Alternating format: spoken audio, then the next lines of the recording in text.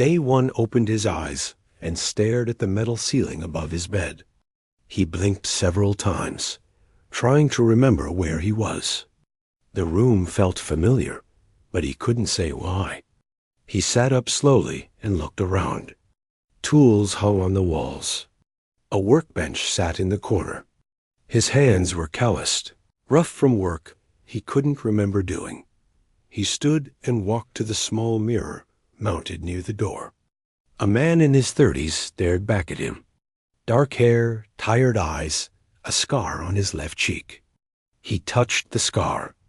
Nothing came to mind. No memory of how he got it. No memory of anything before yesterday. Panic started to rise in his chest. He pressed his hands against his temples and tried to force himself to remember. His name was Day One. He knew that somehow. He was on a space station called Remembrance 7. He worked in maintenance. But beyond these basic facts, there was only emptiness where his past should have been. The communication panel on the wall buzzed. A voice crackled through the speaker. All personnel report to the central hub immediately. Emergency meeting. Day One grabbed a jacket and stepped into the corridor.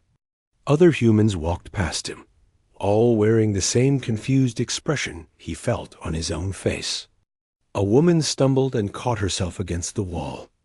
A man sat on the floor, his head in his hands, shoulders shaking. The central hub was packed with people. Day One counted maybe 200 humans, all looking lost. At the front of the room stood several aliens. Their skin shimmered with scales that changed color as they moved. The Vrin, his mind supplied. Members of the Galactic Collective Council. One of the Vrin stepped forward. Its voice came out smooth and sympathetic. We understand you are all experiencing distress. Medical teams are investigating what happened. For now, please remain calm and stay at your assigned posts. A woman near Day One shouted, "What happened to us? Why can't we remember anything?" The Vrin tilted its head. We do not know yet. This appears to be affecting all humans across the galaxy. You are not alone in this. The crowd erupted with questions and cries. The Vrin held up their hands and left without answering. Security personnel, members of other alien species, began ushering everyone out of the hub. Day One returned to his quarters. He started searching through his belongings, hoping something would trigger a memory. He found clothes, personal items, photos of people he didn't recognize. In the back of a drawer, his fingers brushed against something small and hard. He pulled out a data chip, no bigger than his thumbnail. The chip had no label. He turned it over in his hands, wondering why it had been hidden. He inserted it into his personal terminal. The screen lit up, then displayed a message. Encryption level 9. Access denied. He tried several passwords that felt right somehow. None worked. Frustrated, he put the chip in his pocket and lay back on his bed. Sleep wouldn't come. Questions filled his mind instead. 3 days passed. Day One went through the motions of his job, repairing systems and maintaining the station's equipment. His hands knew what to do, even if his mind didn't remember learning. Other humans moved like ghosts through the corridors. Some cried. Some stared at nothing. Some tried to pretend everything was normal. On the 4th day, Day One met Hannah in the medical bay. She was running tests on herself, scanning her own brain with portable equipment. She looked up when he entered. "You feel it too, don't you?" she asked without introduction. Like there's something wrong with our heads. Not just missing memories. Something was done to us. Day One nodded. How can you tell? Hannah showed him brain scan images on her screen. I don't remember studying medicine, but I can read these scans perfectly. The neural patterns are wrong. There are marks, like someone went into our brains and cut things out. Can you fix it? I don't know. Maybe. If I can figure out what was used. She looked at him closely. You're different from the others. You're searching for answers instead of just accepting this. Day 1 showed her the data chip. I found this hidden in my room. It's encrypted. Maybe it means something. Hannah took the chip and examined it.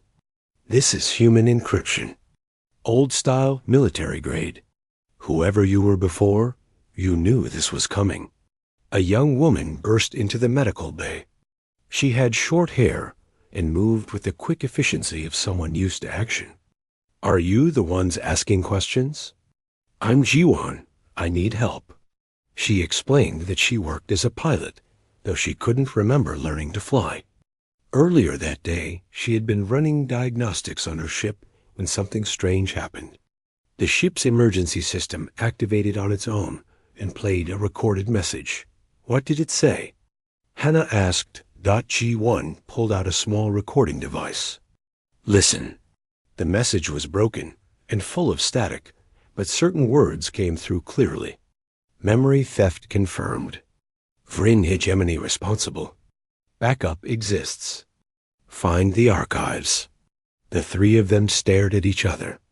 Day 1 felt something shift inside him. Anger, cold and sharp. They did this to us. The Vryn erased our memories. But why? Jiwon asked. Hana was already typing on her terminal. And what archives? Where would humans hide a backup of their memories? Over the next 2 weeks, things got worse for humanity. The Galactic Collective Council held a vote. Since humans could not remember their history, their technology, or their culture, the Council declared them mentally deficient. Human citizenship rights were revoked. Humans were reassigned to basic labor positions across the galaxy. No more representation in government. No more property rights. No more freedom. Day 1 watched as families were separated and sent to different stations. He saw humans reduced to servants and workers for alien masters who smiled with false sympathy. The other species treated them like children at best, like broken tools at worst. He met with Hana and Jiwon in secret. They couldn't let anyone know they were investigating. The three of them agreed on one thing. They would find these archives. They would discover what the Vryn had done and why. And somehow, they would make humanity remember. Hana worked on breaking the encryption on Day 1's data chip. Jiwon searched through her ship's systems for more hidden messages. Day 1 started mapping the station, looking for anything unusual, anything that might help them. One night, as he worked alone in a dark maintenance tunnel, Day 1 found something carved into the metal wall. Words scratched by hand, barely visible. We built fail-safes. Trust yourself, remember. He traced the words with his fingers. Somewhere deep inside, something stirred. A feeling that he had been here before. That he had carved these very words. That some part of him had known this day would come. He pulled out his communicator and contacted the others. We need to move faster. Whatever the Vryn did to us, they're scared we might undo it. We need to find those archives before they erase us completely. 3 months had passed since the day humans lost their memories.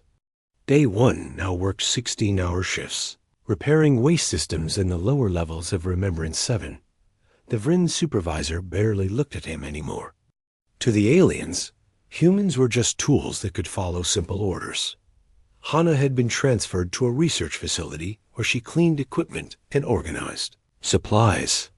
They had taken away her access to medical technology, but she still smuggled portable scanners back to her quarters each night, running tests when no one watched. G1 had the worst assignment. Her pilot skills were too valuable to waste, but the collective didn't trust humans with real ships anymore.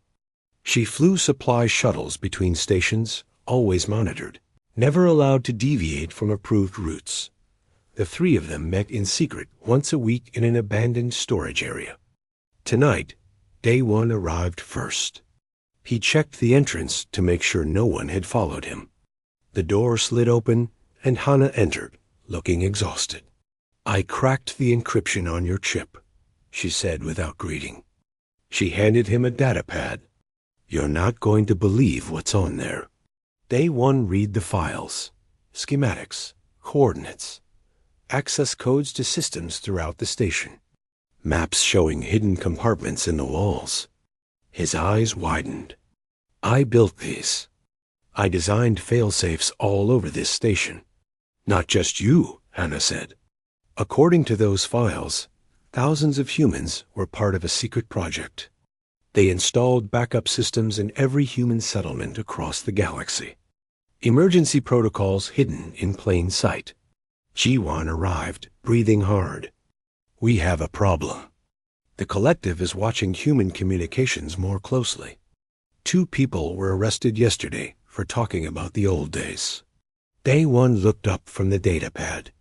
What happened to them? Sent to a re-education facility. That's what they're calling it. Jiwan's hands clenched into fists. They're breaking the ones who remember even small things. Then we need to move faster, Hannah said. I've been searching through the collective's database. Someone has been deleting files. Historical records about humanity. Scientific papers written by humans. Even basic biographical information. It's all disappearing. Day 1 pulled up the coordinates from his data chip. This location.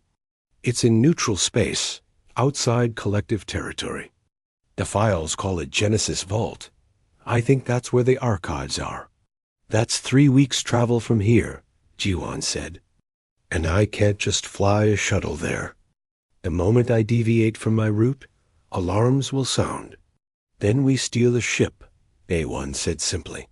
The women stared at him. He explained what he had found in the schematics. There was a small courier ship docked on the private level of the station. The security around it was standard, easy to bypass with the codes he now had. The ship was fast enough to outrun pursuit if they moved quickly. They spent 2 weeks planning. Day 1 recruited 2 more people to help. Taiho was a cargo worker who moved with a fighter's precision. He didn't remember his past, but his body remembered combat. The way he moved, the way he assessed threats, everything screamed military training. Minji worked in the station's central library. She was young, barely 20, but she had noticed the same thing Hannah had. Records were being erased. She had started making copies, hiding data whenever she could. The 5 of them gathered the night before the escape. Minji spread out her stolen files across the floor of the storage room. Look at this, she said, pointing to a historical document. This is from 200 years ago, when humans first joined the collective.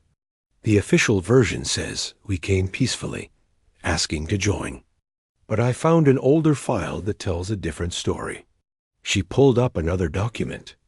Humans had faster ships than any species in the collective.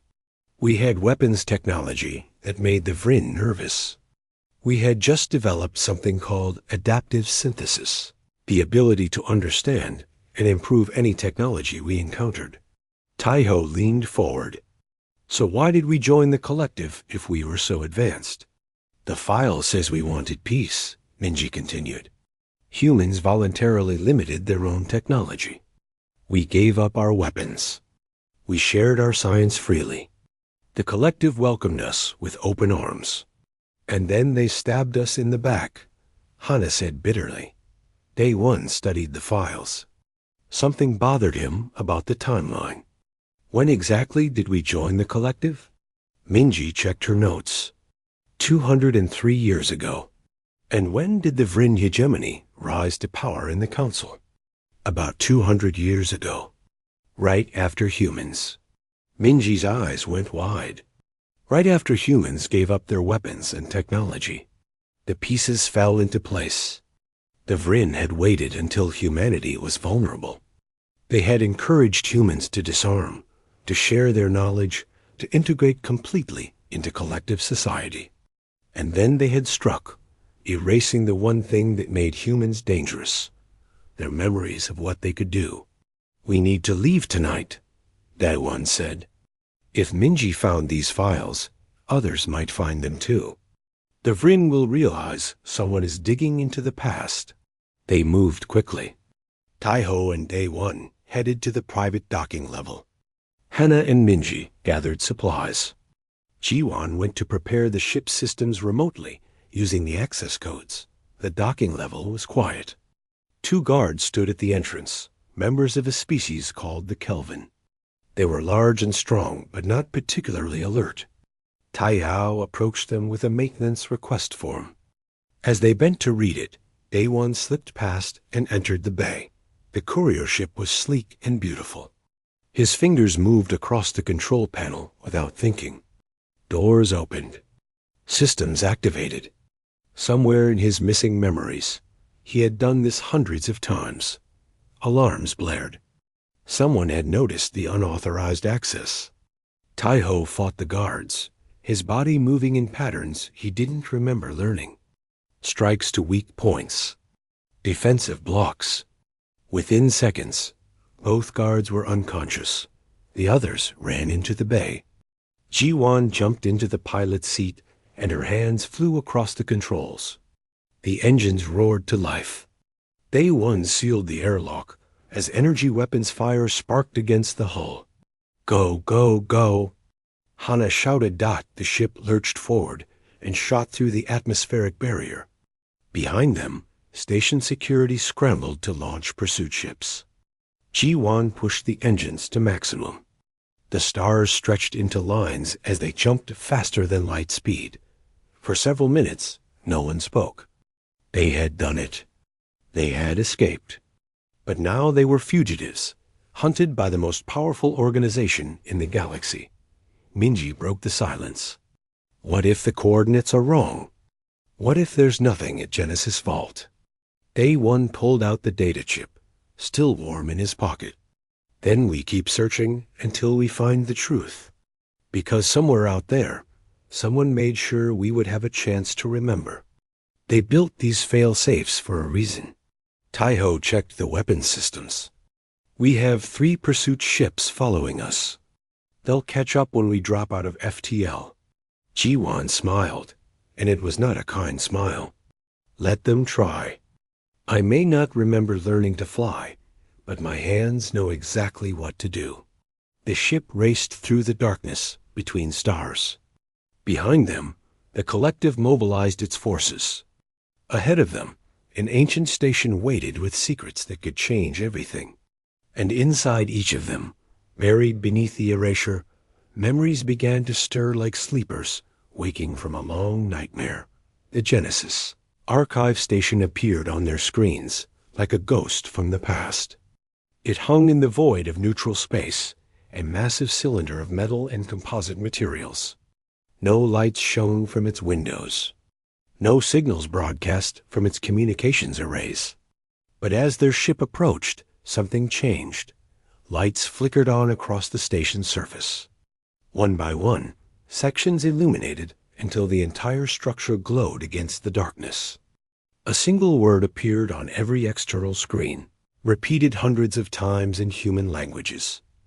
Remember, G1 guided the ship toward the docking bay. The doors opened automatically, welcoming them home.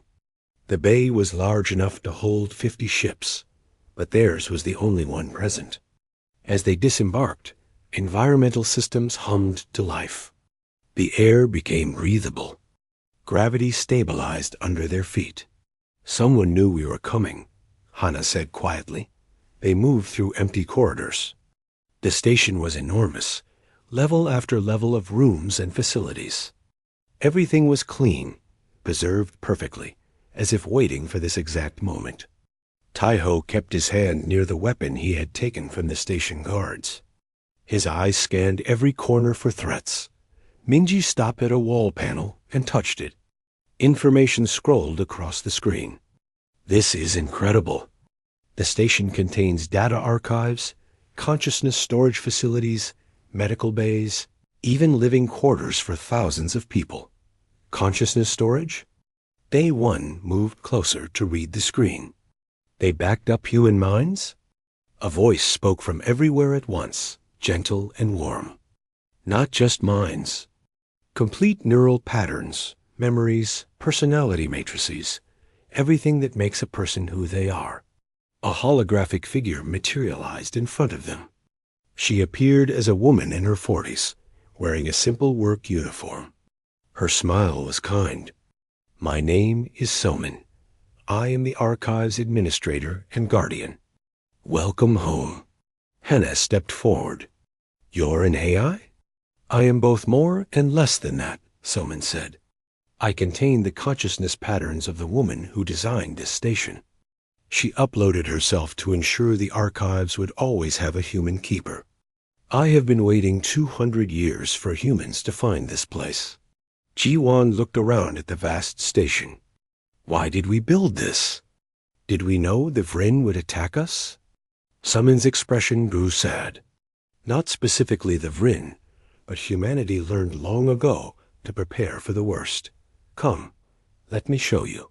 She led them to a central chamber filled with cylindrical storage units. Each unit glowed with soft blue light. Millions of them stretched as far as they could see. 3 billion humans volunteered to have their consciousness backed up before we joined the collective, Soman explained. This was done in secret over a period of 50 years. The project was called Genesis Protocol, a way to ensure that no matter what happened, humanity could never be truly erased. Day one walked between the storage units, reading names displayed on small screens. Some he recognized from the station. Others were strangers. "Can you restore these memories to people?" "Yes, but the process is delicate. The human brain can only accept its own memories gradually. Force too much too fast, and the neural damage would be catastrophic." Soman gestured, and a medical facility appeared on a screen. "One person at a time, over several days." Taiho's voice was hard. "We don't have several days. The collective is hunting us. Tell us what else you're hiding." Soman looked at him with something like approval. "You were a soldier. Your body remembers even if your mind does not. Very well. Let me show you the full truth." She brought them to another chamber. This one contained historical records, preserved in formats both digital and physical. Soman pulled up images and videos from humanity's past. "When humans first developed faster-than-light travel, we encountered evidence of ancient civilizations," Soman began. "Ruins, warnings, and artifacts left by species that came before. One message appeared across multiple sites. Beware those who fear change. They will try to break what they cannot control." The screens showed alien writing, later translated into human languages. Warnings about advanced species that suppressed others to maintain power. Stories of entire civilizations erased from history. "We took these warnings seriously," Soman continued. "So when humanity met the collective, we approached carefully. We wanted peace, but we prepared for betrayal. The Genesis archives were our insurance." A new figure appeared on the screen. A Vryn, but different from the ones they knew. This one looked older, wearing formal regalia. Soman identified him as Quan, the Vryn who had proposed humanity's integration into the collective. Quan seemed genuine in his desire for cooperation, Soman said. But there was another faction within the Vryn hegemony. They had encountered a species like humans before, thousands of years ago. A species with adaptive synthesis abilities. That species nearly destroyed the Vryn homeworld before they were stopped. Hannah interrupted. "What happened to that species?" "The Vryn erased them. Completely. Every trace of their existence removed from the galaxy." Soman's voice was heavy. "When the Vryn saw humans developing the same abilities, they became afraid. Not of what humans were, but of what humans might become." The chamber fell silent. Minji sat down heavily on a bench. "So they decided to cripple us first, to cut out our memories and turn us into servants before we could become a threat." "Not all Vryn agreed with this plan," Soman said. "But the fear ran deep, and fear makes people do terrible things." An alarm sounded throughout the station. Ji-Wan ran to a console and pulled up external sensors. We have incoming ships. Multiple signatures. It's a Vryn fleet. Tai-Ho checked his weapon. How long do we have? 20 minutes, Jiwan said. Maybe less. Day-One turned to Soman. You said the restoration process takes days. We don't have that kind of time. Sumon's hologram flickered. There is another option. A faster method, but more dangerous. I can broadcast a restoration signal to all humans within range. It will trigger memories to return naturally, though the process will be painful and incomplete. How many humans are in range? Approximately 50,000 across this sector. The signal will reach stations, ships, and colonies.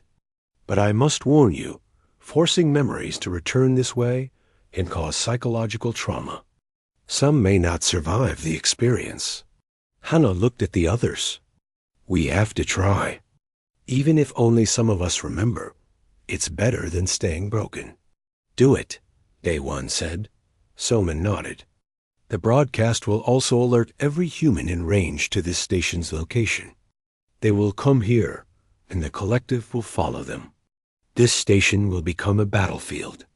Then we fight, Tai-Ho said simply. We were soldiers once. Even without our memories, we know how to defend our own. Jiwan was already at the defense controls. This station has weapons. Old ones, but functional. I can operate them. How can you possibly know that? Minji asked. Jiwan's hands moved across the controls with absolute certainty. Weapon systems activated throughout the station. Point defense cannons. Missile batteries. Energy shields. I don't know how I know, but I do. Soman began the broadcast sequence. The station's communications array lit up with power. A signal spread outward through space, invisible but unstoppable, carrying codes that would unlock what the Vryn had tried to seal away. On dozens of stations and ships across the sector, humans suddenly stopped what they were doing. They grabbed their heads as pain lanced through their skulls. And then, in fragments and flashes, they began to remember. Day-One was the first in the chamber to feel it. Memories crashed through his mind like a wave. His wife's face. His daughter's laugh. The day he volunteered for the Genesis Protocol. The years he spent installing fail-safes throughout human facilities. The fear he felt knowing humanity might need them someday. He fell to his knees, tears streaming down his face. Not tears of pain, but of recognition. He was remembering who he was. Around him, the others experienced the same thing. Hannah remembered her work in neuroscience. Tai-Ho remembered his military service. Minji remembered her family. Jiwan remembered the thrill of flying faster than light among the stars. The Vryn fleet arrived at the edge of sensor range. Sumon's voice was calm, despite the approaching danger. They're here. And now they will see what happens when humanity remembers. The pain in Day-One's head faded to a dull ache. He stood slowly, his legs shaking. Around him, the others were recovering from the first wave of returned memories. But these were just fragments, pieces of their former lives. The complete restoration would take time. They didn't have. Ji-Wan was already at the weapons console, her restored pilot training guiding her hands. Vryn fleet is positioning for attack. 15 ships, heavy cruisers. They're not here to talk. Tai-Ho moved to join her, his military knowledge flooding back. We need to buy time. How many humans received the broadcast? Sumon's hologram appeared beside them. The signal reached 47,000 humans across 12 stations and 36 ships. Many are already experiencing memory restoration. But I'm detecting something else. Riots, uprisings. Humans who remember what was taken from them are fighting back. Hannah pulled up communications channels. Voices filled the air, some panicked, some angry, all confused. On nearby stations, humans were attacking their collective overseers. Years of suppressed rage erupted as memories returned. Security forces struggled to contain the chaos. "This is what the Vrind feared," Minji said quietly. She was accessing the station's historical records, her librarian instincts returning. Not just that we would remember, but what we would do when we did. The first Vrind ship opened fire. Energy beams struck the archive's shields, causing them to flare bright blue. Ji-Wan returned fire with the station's ancient but functional weapons. Her shots were precise, targeting engine sections and weapons arrays rather than killing the crews. "We're not them," she muttered. "We don't need to kill to win." More ships arrived, but these weren't Vryn, human ships, stolen from their masters or seized in the uprisings, jumped into the system. They were cargo haulers, mining vessels, and transport shuttles, nothing built for combat. But they came anyway, drawn by the broadcast signal and the promise of truth. A communication request came through. Day one accepted it. A Vryn appeared on the screen, older than most, with scales that had faded to pale silver. This was Quan, the admiral leading the attack. "Humans," Quan said, his voice heavy with something that might have been regret. "You should not have come here. You should not have awakened these memories." A1 stepped forward. "You stole our lives, our history, everything we were. Did you think we would just accept that?" "We tried to save you," Juan said. 500 years ago, another species with your abilities consumed our homeworld. They were peaceful at first, just as you were. But their adaptive synthesis gave them power, and power corrupted them. They became conquerors. We barely survived. So you decided to cripple us before we could threaten you," Hana said bitterly. "We thought it was mercy," Quan replied. "Better to live as you were, simple and peaceful, than to become monsters who would destroy themselves and others." Taiho's laugh was cold. "You didn't give us a choice. You decided our future for us." Another fleet appeared on sensors. These ships were different, larger and more heavily armed. Soman identified them as Tal sovereignty vessels, another major faction in the collective. They had come not to help the Vryn, but to finish what was started. "This is our chance," the Tal commander broadcast openly. "While the humans are weak and scattered, we can eliminate the threat permanently. The Vryn were too soft, but we will not make that mistake." Quan's expression changed. "No, this was not the agreement. We would contain them, not exterminate them." "You've already failed to contain them," the Tal commander replied. "Now we do what should have been done 200 years ago." The Tal ships opened fire on both the archive station and the approaching human vessels. Suddenly, the Vryn fleet changed position. Instead of attacking the humans, they moved to intercept the Tal ships. "What are you doing?" Day one demanded. Quan's voice was firm. "We made a terrible choice out of fear. But genocide? That is a line we will not cross. If you must remember, then remember. But you will not die while I command this fleet." The battle erupted in earnest. Vryn ships engaged the Tal forces, while human vessels scattered to avoid the crossfire.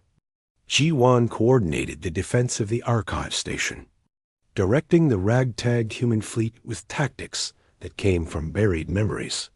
On a cargo station 3 light-years away, a woman named Yunji felt the broadcast signal hit her mind. She had been loading supplies when memories crashed through her consciousness. She remembered her training as a communications specialist. She remembered her family. And she remembered that she wasn't helpless. Around her, other humans were experiencing the same awakening. They looked at each other, seeing themselves clearly for the first time in months. The collective guards tried to restore order, but it was too late. Hundreds of humans moved as one. Years of tactical training and coordination returning to them. EUNG seized control of the station's communication system. To all humans within range, This is Genesis Protocol Activation Notice. We are not broken. We were never broken. They tried to erase us, but we remember. Join the fight or help those who will. But do not stay silent. Never again. Her message spread across dozens of systems. More humans began to remember. More uprisings erupted. The collective's grip on humanity started to crack. Back at the archive station, Minji made a discovery in the historical records. There's something Somin didn't tell us. Look at this. She pulled up ancient files, dating back 10,000 years. Human civilization wasn't as young as they thought. The records showed evidence of human activity across multiple galaxies, spanning millions of years. We're not from this galaxy, Minji said, her voice shaking. Humanity came here from somewhere else. And we came running. Summon's hologram appeared beside them. I apologize for the deception, but that information was considered too dangerous to reveal immediately. Yes, humanity fled our home galaxy. Something hunted us.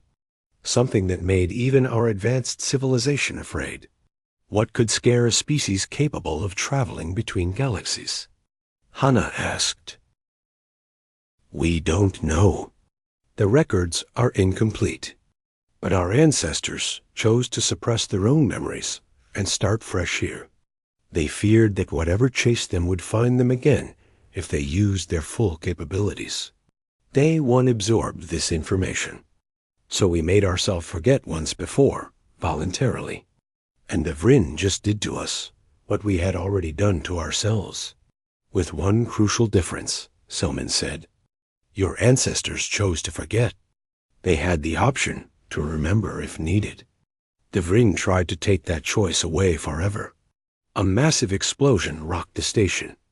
One of the Tal ships had broken through the Vryn defensive line and struck the archive's shields directly. Warning klaxons blared.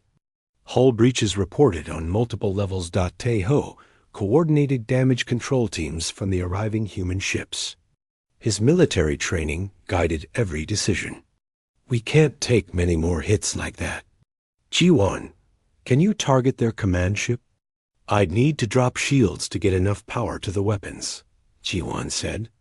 We'd be exposed. Day one looked at the tactical display. An idea formed, risky but possible. Somin, can you transfer the broadcast signal to a mobile platform? Something small that could evade targeting? Yes, but why? Because we don't need to hold this station. We need to spread the signal as far as possible. Let me take a ship and broadcast from inside collective space. Draw their attention away from here. That's suicide, Hana said. Maybe, but it's also the best chance we have. Day one turned to face them all. I remember now. I remember volunteering for Genesis Protocol because I believed humanity deserved a future. Whatever that future looks like, it won't be built by hiding in neutral space. Kwan's voice came through the communication channel again. Humans, the Tal are bringing reinforcements. If you have any hidden weapons or defenses, now would be the time to use them. Jiwan smiled grimly. Actually, we do. She activated systems that had been sleeping for 2 centuries. Throughout the station, hidden weapons emerged from concealment. Not just defensive weapons, but technology that made the Tau fleet's sensors scream warnings. Humanity had never stopped being advanced. They had just hidden how advanced they truly were, and now, piece by piece, they were starting to remember everything. 6 months after the broadcast from Genesis Archive, the galaxy had changed in ways nobody could have predicted. Humans were no longer servants scattered across collective space. They had carved out territories, established defensive positions, and most importantly, they were remembering. Day one stood in what had become humanity's provisional government center, a reclaimed station that once housed collective administrators. The restoration process continued every day. Thousands of humans underwent memory restoration therapy, guided by the techniques Hana had perfected. Not everyone chose to remember. Some preferred their new identities, free from the weight of the past.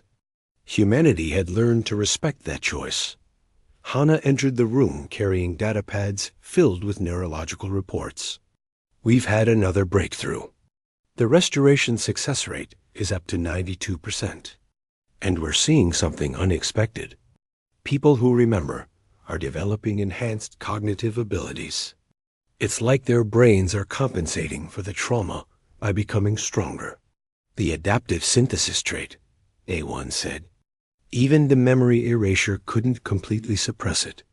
Outside the windows, human ships patrolled the borders of their new territory. These weren't the cargo vessels and shuttles that had fought at the archive.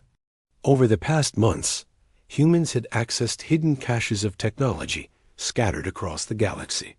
The fail-safes Day One and thousands of others had installed centuries ago were coming online. G1 commanded the defense fleet now.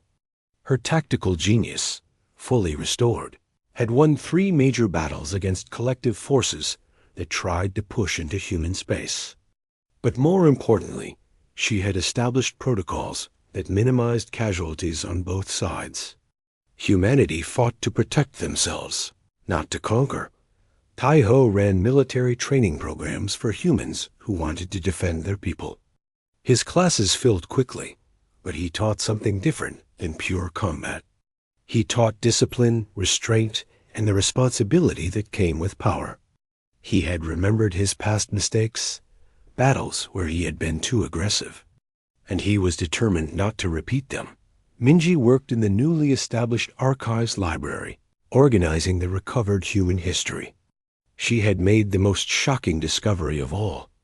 In the oldest records from the Genesis vaults, she found evidence of humanity's true origin. They weren't just from another galaxy. They were old, incredibly old. Human civilization had existed for millions of years, rising and falling across multiple galaxies. We've been running for a long time, Minji explained to a gathering of human leaders. Our ancestors encountered something in their home galaxy. The records call it the dissolution, a force or entity that consumed entire civilizations. They fled here, to this galaxy, hoping to start over. And they erased their own memories to hide from it, Hana added. If they forgot their full capabilities, maybe the dissolution wouldn't find them. Day One considered this. But the Vryn forced us to remember. In trying to suppress us, they may have exposed us to the very danger our ancestors fled from. A communication came through. It was Quan, the Vryn admiral who had defended humanity during the battle at the Archive. He had become an unlikely ally, leading a faction of Vryn who opposed the memory erasure from the beginning. Day One, we need to meet, Quan said. The collective council is in chaos. Half the member species support your independence. The other half wants to eliminate the human threat. We need to negotiate before this becomes a full-scale war. The meeting was held on neutral ground, an independent trading station that served as a diplomatic zone. Day One led the human delegation, accompanied by Hana, Jiwan, and Tai-Ho. Representatives from dozens of alien species filled the chamber. The tension was thick enough to touch. A tall representative spoke first. Humans have proven they are too dangerous to exist freely. In 6 months, you have reclaimed technology that surpasses most collective species. You have won battles against superior forces.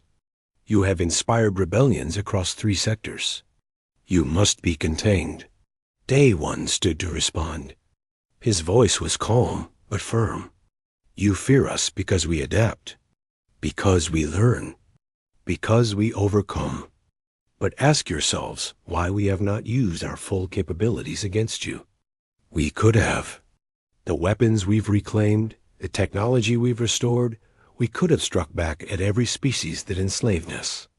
But we chose not to. Hana continued. We fight only to defend ourselves. Every battle we've won, we minimized casualties. Every ship we've captured, we've returned the crews unharmed. We are not the monsters you fear we might become. Quan stood beside them. The Vryn hegemony made a terrible mistake out of fear. We based our actions on what happened to our ancestors centuries ago. But humanity is not that ancient species. They have shown remarkable restraint in the face of injustice. A representative from a species called the Endari spoke up. But what guarantee do we have that this restraint will last?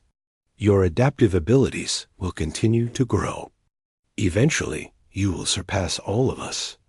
What then? Taiho answered. Then you will have neighbors who are strong and fair instead of neighbors who are weak and resentful. We remember now what you took from us.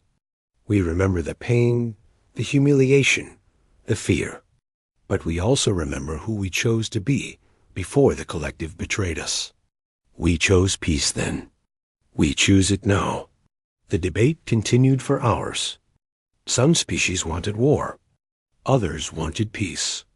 The collective was fracturing along ideological lines. Finally, Minji stood and shared her research about humanity's ancient past. We've been running for millions of years, she said. Our ancestors fled something terrible, something that may still exist. If it finds this galaxy, if the dissolution comes here, you will need us. Our adaptive abilities are not just a threat. They're a defense mechanism evolved over eons of survival. The chamber fell silent. The idea that something worse than humanity might exist was a sobering thought. After 2 days of negotiation, an agreement was reached. Humanity would have autonomous territories within the galaxy. They would not be members of the collective, but would maintain diplomatic relations. In exchange, humans would share some of their technology and knowledge, helping to uplift the other species defensively. It wasn't perfect. Many humans wanted complete separation. Many aliens still feared human capabilities. But it was a start. The restoration of human memories continued across the galaxy. Yunji, the communications specialist who had led the uprising on her station, became an ambassador to former collective territories. She helped negotiate the release of humans who are still held as servants. Her broadcasts united scattered human communities, giving them hope and direction. So Min remained at the Genesis archive, continuing to restore memories for those who requested it. The station had become a pilgrimage site, a place where humans could connect with their full history. She had also begun training other AIs, creating a network of archivists who would preserve human knowledge for future generations. 1 year after the initial broadcast, Day 1 stood before a gathering of 10,000 humans on the reclaimed station. Behind him, screens showed millions more watching from across human territories. He had been chosen to speak at this memorial service, honoring those who had died during the forgetting and the battles that followed. They tried to erase us, he began. They cut out our memories, our history, our identity. They thought they could break us, make us into something small and controllable. They were wrong. He paused, looking out at the faces in the crowd. Some he recognized from his restored memories. Others were new friends, made in the months since awakening. We remember now. We remember the scientists who discovered new worlds, the artists who created beauty, the families who loved each other, the soldiers who protected the innocent, the builders who constructed wonders. We remember all of it, the good and the bad, the triumphs and the mistakes. Hannah stood beside him, along with Jiwan, Taiho, and Minji. The 5 of them had become symbols of humanity's resistance and resilience. But we don't just remember the past, that one continued. We remember who we chose to be. Our ancestors gave up their weapons and their power because they wanted peace. The Vryn took advantage of that choice. They made us victims. But we refused to let that define us. He gestured to the screens, showing human settlements across dozens of systems. Look at what we've built in 1 year. Not weapons of war, though we have those if needed. We've built schools and hospitals, We've established trade routes and cultural exchanges. We've created art and music and literature. We've remembered how to be human. Taiho stepped forward. Some will always fear us. Some will always want to suppress us. Let them try. We survived erasure. We can survive anything. Jiwan added, we fly faster, learn quicker, and adapt better than any species in this galaxy.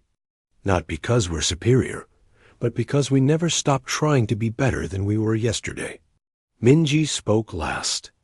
And if the dissolution comes, if the danger our ancestors fled finally finds us, we'll face it. Not alone this time. We'll face it with our memories intact, our purpose clear, and our will unbroken. The crowd erupted in cheers. Not the angry shouts of revolution, but the hopeful sounds of a people who had reclaimed their future. Later, in a private moment, Daiwan looked at the data chip that had started everything. The one he had found hidden in his quarters so long ago. He had planted it himself, before the memory erasure, knowing that someday he might need it. Hana found him there. What are you thinking? That we were smart to prepare, he said. But also lucky. If you hadn't cracked the encryption, if Chiwan hadn't found that message, if any of 100 things had gone differently, we might still be slaves. But we're not, Hana said firmly. We're free. We remember. And we get to choose what comes next. Across the galaxy, strange signals began arriving from the direction of humanity's original home. Faint whispers of something moving through space, following ancient trails. The dissolution, if that's what it was, seemed to be searching, but humanity was ready. They had their memories back. They had their strength. They had each other. They tried to erase us, that one thought. Now humanity remembers everything. And we'll make sure the galaxy never forgets what that means.